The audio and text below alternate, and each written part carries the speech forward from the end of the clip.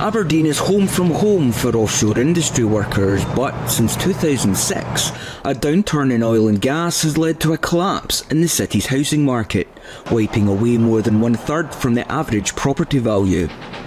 Vince Spangenburg, an estate agent at the heart of Aberdeen, says the uncertain future of the offshore energy sector means buy-to-let landlords have run out of fight in an increasingly difficult housing market. Oil and gas seems to be not as prevalent anymore as what it was at one time. You've got the windfall tax, which hasn't helped. You also tend to find as well that the recent increase in mortgage rates has made a huge difference as well.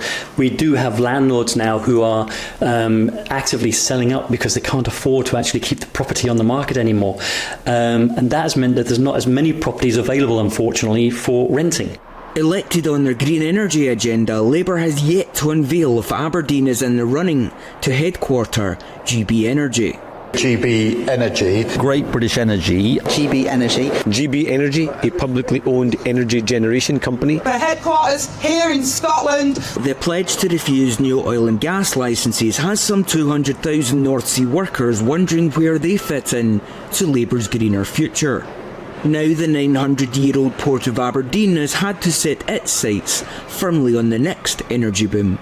Following a £420 million expansion project to facilitate ships servicing offshore wind farms, the port has now announced its shore power project, supplying up to 20% of its 7,000 yearly berths with clean electricity, cutting quayside emissions by 90%. Port CEO Bob Sanguinetti says Aberdeen can be to clean energy what it was for oil and gas 50 years ago. I was struck when I first arrived in Aberdeen about the enthusiasm for the energy sector and for energy transition. So very much not sitting on its hands and not dwelling on the past, but looking at how to champion the energy transition in order to continue acting as the key logistics hub for the offshore energy sector as we make the transition from fossil fuels through to renewables.